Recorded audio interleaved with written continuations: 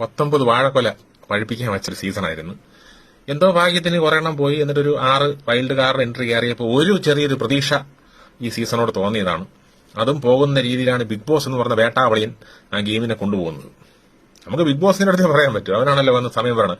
സമയം 10 മണി, തൂറാനുള്ള സമയം എന്നൊക്കെ പറഞ്ഞ് പറയണം. അവന്റെ അടുത്ത് നമുക്ക് പറയാൻ പറ്റും. മോഹൻലാലിനെ പിന്നെ പറഞ്ഞിട്ട് കാര്യമില്ല. അപ്പൊ നിന്റെ അടുത്തൊക്കെ നീ മാമാപ്പണിയാണ് ചെയ്യണത്. എനിക്ക് തോന്നുന്നു ഈ ബിഗ് ബോസ് സീസൺ 6 മലയാളം എന്ന് പറഞ്ഞ ഒരു എന്താണ് ജാസ്മിൻ ഒരു ജീവിതം എന്നുള്ള ഒരു ഏഷ്യാനിലെ സീരിയലുണ്ടല്ലോ. അതാണ് ജാസ്മിൻ ഒരു ജീവിതം. ജാസ്മിനെയും ജബ്രിയെയും കെട്ടിക്കാൻ വേണ്ടിയിട്ടുള്ള ഒരു സീസണാണെന്നാണ് എനിക്ക് തോന്നുന്നത്. അവസാന ഫൈനൽ വരും ജാസ്മിൻ വല സൈഡിൽ ഗബ്രിയുടെ സൈഡിലാക്കി നിന്നിട്ട് ലാലേട്ടൻ കൈ പിടിച്ചു കൊടുത്തിട്ട് അവരെ കല്യാണം കൊരയിലേക്ക് ഇട്ട് നടത്താനുള്ള പരിപാടി. ഇതിനൊക്കെ മാമാപ്പണിക്ക് പൊയ്ക്കൂടാ. ഇതിനേക്കാളും നല്ല വല്ല മാമാപ്പണിക്ക് പൊയ്ക്കൂടി. ഡിസ്നി ഹോട്ട്സ്റ്റാർ ഇന്റർനാഷണൽ കിഴങ്ങെന്ന് പറഞ്ഞ ഒരു ഷോ നടത്തുന്നത് ബിഗ് ബോസ്. നമ്മൾ കാണാറുണ്ട് ഷോ.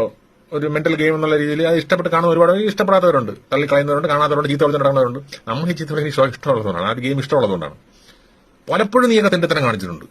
ഇതിന് മുമ്പത്തെ ഏതൊരു ഷോയിലും മണിക്കൂട്ടൻ ജയിച്ച സീസൺ നമ്പരൊന്നും പെട്ടെന്ന് ഓർമ്മ വരണില്ല.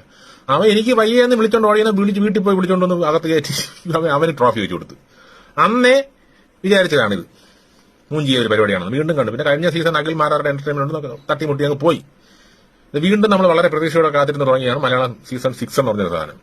19 വാഴക്കൊലയാണ് പഴിപ്പിക്കാൻ പറ്റിയതാണ് നമ്മൾ വിചാരിച്ചത്. സത്യമായിരുന്നു. ഒരു ഉപയോഗമില്ലാത്ത കുറെ 19 എണ്ണം. അവസാനം കുറെ എണ്ണം പുറത്തുപോയി. എന്നിട്ട് ഒരു വൈൽഡ് കാർഡ് എന്ന് പറഞ്ഞൊരു 6 പേരെ കയറ്റിയപ്പോൾ ചെറിയൊരു പ്രതീക്ഷ തോന്നി. ഇപ്പോഴും പ്രതീക്ഷ പോയിട്ടില്ല.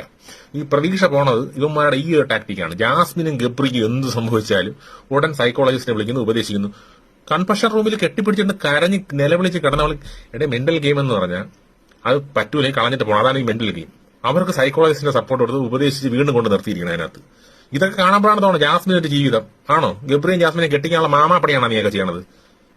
കിഴങ്ങൂറ്റികൾ അതിനകത്ത് നിൽക്കാൻ വയ്യാത്തവരെ പറഞ്ഞു വിടുന്നത്. ഇപ്പൊ ഇന്ന് രാവിലെ നോക്കിയപ്പോൾ ജാസ്മിനൊന്നും ഒരു ഗുരുവില്ല, ഗബ്രിക്കും ഒരു ഗുരുവില്ല. വന്നങ്ങ് നിൽക്കുകയാണ്. ഇതിനേക്കാളും വല്ല മാമാപ്പണിയായിട്ട് ജീവിച്ചുകൂടാ ബിഗ് ബോസേ. അവന്റെ സമയം 11:30, അവന്റെ കുഞ്ഞമ്മേരെ കെട്ടിക്കാനുള്ള സമയം.